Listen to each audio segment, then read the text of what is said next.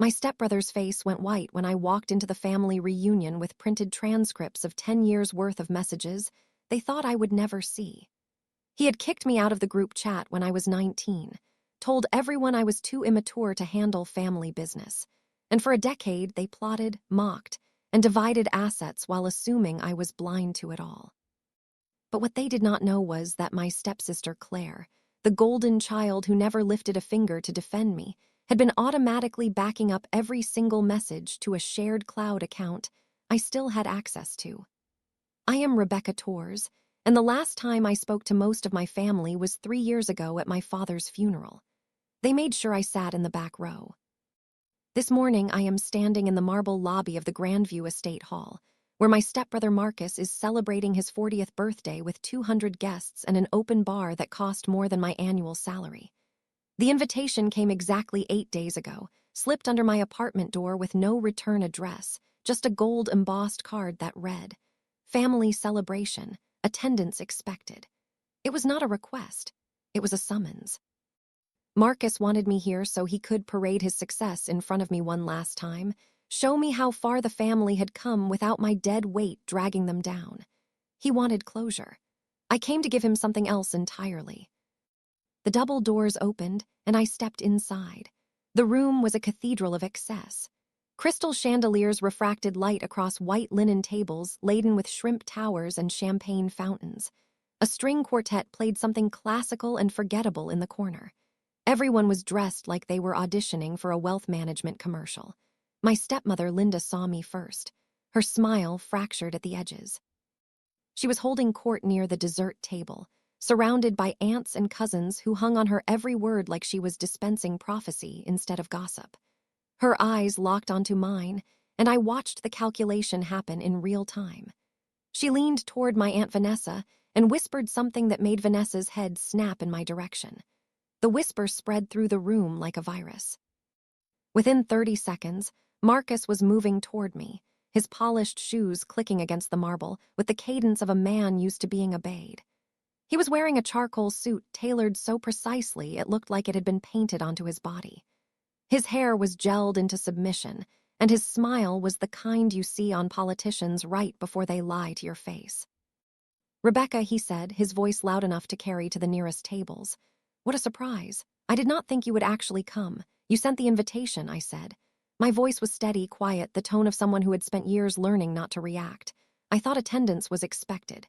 His smile tightened. "It is good to see you. You look well." I looked exactly how I always looked. Jeans, a plain black blouse, boots that had seen better years. I had not dressed up because I was not here to impress anyone. I was here to detonate. If you want the full truth, hit like so this story reaches more people. Marcus gestured toward a table near the back, tucked behind a decorative column where the lighting was dim and the proximity to the kitchen doors meant constant noise. "That is your spot. We saved you a seat." I glanced at the table. It was occupied by distant relatives I had met maybe twice, people whose names I could not remember and who certainly did not remember mine. The kids' table for adults. "How thoughtful," I said, "but I think I will stand for now." His jaw twitched. "Suit yourself. Just try not to make a scene, okay? This is a big night for me. I would hate for things to get uncomfortable." "Uncomfortable," I repeated, tasting the word. "You mean like being erased from the family group chat for 10 years? His face went blank, the rehearsed charm evaporating. "What are you talking about?" "You know exactly what I am talking about, Marcus." I pulled my phone from my bag, the screen already open to the cloud folder I had been organizing for the past 6 months. 16,000 messages, a decade of conversations, estate planning, business deals, loan agreements, and my personal favorite, the ongoing joke about how pathetic my life was compared to everyone else's. The color drained from his face in stages. First his cheeks, then his lips, until he looked like a wax figure of himself. "Where did you get that?" "Claire," I said simply. "She never changed the cloud password. You all assumed I was too stupid or too irrelevant to notice. Apparently assuming I am incompetent runs in the family." Marcus took a step closer, his voice dropping to a hiss. "You need to delete that right now. Rebecca, I am not kidding. This is private family communication." "Private," I agreed, "but not exactly legal. Especially the part where you and Linda forged my father's signature to transfer the Vermont property into your name 6 months before he died." Or the messages where you all agreed to lowball the estate valuation so I would get a smaller share of the inheritance. Should I keep going, or would you like me to start reading them out loud? His hand shot out and grabbed my wrist, his grip hard enough to hurt. Do not do this, he said. His voice was shaking now, no longer the smooth operator, but something raw and desperate. You do not understand what you are messing with. I looked down at his hand on my wrist, then back up at his face. Let go of me, Marcus, now. He released me like I had burned him. Around us, the party had gone quiet. Not silent, but muted. People were pretending to talk, pretending to eat, but every eye in the room was angled toward us. Linda was already moving, cutting through the crowd with the precision of a shark who smelled blood in the water. Darling, she said, her voice dripping with false warmth as she reached Marcus's side. Is everything all right? Rebecca was just leaving, Marcus said, but his eyes never left mine. They were wide now, pleading in a way that almost looked like fear. She is not feeling well. I feel fine, I said. In fact, I have never felt better. I looked past Marcus to Linda, who was staring at me with the kind of cold, evaluating hatred that only a stepmother can perfect. Hello, Linda. You look amazing. Botox, or is that just the glow of embezzlement? Her smile turned to ice. Excuse me. I have transcripts, I said loudly enough that the tables nearest to us could hear. 10 years of family group chat messages. Every lie, every scheming session, every cruel joke at my expense. I know about the Vermont property. I know about the trust fund you drained. I know Marcus claimed my father's life insurance payout by listing himself as the sole beneficiary 3 days before Dad went into hospice. And I know that all of you, every single person in this room who is part of that chat, agreed to keep me in the dark because you thought I was too weak to fight back. The room was not muted anymore. It was silent. Absolutely, perfectly silent except for the string quartet, who had not yet noticed the social apocalypse unfolding 10 feet away. You are lying, Linda said, but her voice cracked on the second word. She knew I was not. I held up my phone. I have it all. Timestamps, screenshots, financial records you all so conveniently shared in the chat because you thought it was a safe space. I even have the messages where you debated whether to invite me to Dad's funeral or just tell me he died after the fact. You voted on it, by the way. 15-8 in favor of letting me attend. I should feel honored. Marcus lunged for my phone, but I stepped back, slipping it into my bag. A security guard near the entrance, a broad-shouldered man in a black suit, took a step forward. I did not know if he was there to protect me or remove me, but I was not done yet. I came here tonight because you wanted me to see how successful you all are, I said, my voice rising now, filling the room. You wanted me to feel small. You wanted me to know that I do not matter, that I never mattered, and that cutting me out was the best decision this family ever made. Well, congratulations. Mission accomplished. But here is the thing you did not count on. I kept records too. I reached into my bag and pulled out a thick manila envelope, the kind lawyers use when they want documents to look official and intimidating. Inside were printed copies of the most damning messages, highlighted and annotated with dates, names, and dollar amounts. I had spent weeks organizing them, cross-referencing them with bank statements I had subpoenaed through my attorney, a sharp-eyed woman named Diane Castellano who specialized in estate fraud and elder abuse. She had taken my case on contingency because, in her words, this is the kind of slam dunk that pays for my kids' college. Marcus's eyes were locked on the envelope like it was a live grenade. Rebecca, he said, his voice barely above a whisper. Let's talk about this privately. We can work something out. We are way past that, I said. You had 10 years to work something out. You chose to work me out instead. I opened the envelope and pulled out the first page. It was a message from Linda to Marcus, dated 4 months before my father's death. The highlighted portion read, "Make sure Rebecca does not get access to the medical POA documents. If she starts asking questions about the Vermont transfer, tell her Frank handled it years ago and she is misremembering. Keep her confused and emotional. Works every time." I read it out loud, my voice steady and clear. Every word landed like a physical blow. Linda's face went from pale to crimson. "That is taken out of context," she stammered. "Your father was sick. We were trying to protect you from the stress." "Protect me," I repeated. "By stealing a property worth over $800,000. By convincing Dad to sign documents when he was on morphine and could barely hold a pen. That is not protection, Linda. That is fraud. And it gets better." I pulled out the second page. This one was a group message from Marcus, sent 2 weeks after Dad's funeral.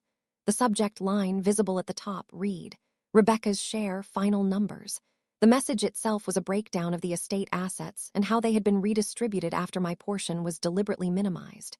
Next to my name, someone, I am guessing Marcus based on the user ID, had added a laughing emoji and the comment, she will never know the difference. Stupid runs in her blood. Comment justice if you believe she deserved the truth. I held the page up so the nearest tables could see it. Some people leaned in, squinting at the text. Others looked away, embarrassed to be witnessing the disintegration of a family in real time. But no one left. No one moved. They were frozen, caught between the instinct to flee and the sick fascination of watching a public execution. Marcus tried to grab the papers, but I stepped back again, keeping the envelope just out of his reach. You are making a huge mistake, he said, his voice louder now, edged with panic. You think you can just come in here and destroy everything we built? Everything you built, I corrected, on the corpse of our father's estate. And yes, Marcus, I absolutely can. Because unlike you, I did not spend the last 10 years getting comfortable. I spent it getting ready. I had not been idle. After Dad's funeral, after the humiliation of being seated in the back, after realizing that the inheritance I received was a fraction of what it should have been, I started digging.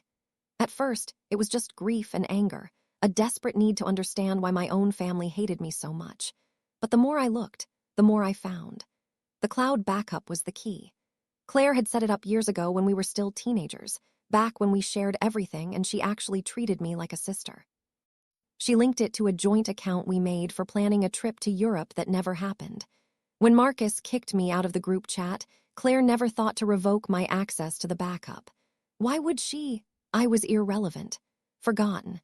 I was supposed to disappear quietly and never ask questions. But I did ask questions. I hired Diane 6 months after the funeral and gave her everything I had. She brought in a forensic accountant named Paul Eng, a man who could find financial discrepancies in a hurricane. Together, we traced every transaction, every transfer, every suspicious signature. We found the Vermont property fraud. We found the trust fund that had been established in my name when I was 12, a fund my father contributed to for 15 years, and that Linda had systematically drained starting the year after she married him. We found the life insurance payout, $250,000 that should have been split between Marcus and me, but that Marcus claimed in full by producing a beneficiary form that Dad had allegedly signed 3 days before he lost consciousness. The signature was a forgery. Paul proved it using pressure analysis and stroke patterns. It did not match any of Dad's authenticated signatures from the same time period. It matched Marcus's handwriting. We had him. We had all of them.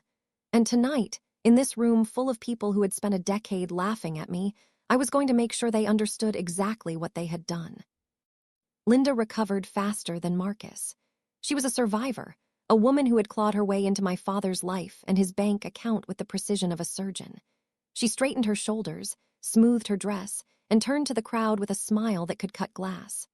Everyone, please, she said, her voice bright and loud, the tone of a hostess trying to salvage a dinner party after someone vomited on the carpet. Rebecca is going through a very difficult time. She has been struggling with some mental health issues since her father passed, and we have all been very worried about her. This is clearly a cry for help. The room shifted. I could feel it.